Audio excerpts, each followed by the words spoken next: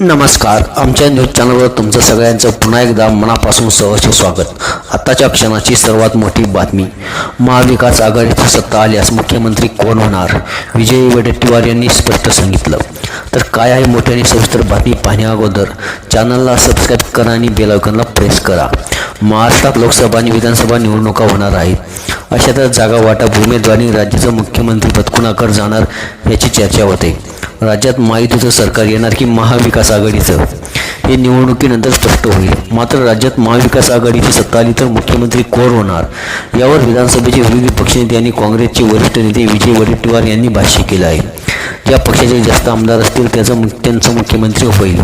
सर्वाधिक जागा आम्ही जिंकू, त्यामुळे महाराष्ट्रात काँग्रेसचं मुख्यमंत्री होईल अशी आशा आहे. हे केवळ स्वप्नच नाही तर जनतेने आम्हाला प्रतिसाद दिला आहे असं विजय वडेट्टीवार यांनी म्हटलं आहे. तर याविषयीची आपली प्रतिक्रिया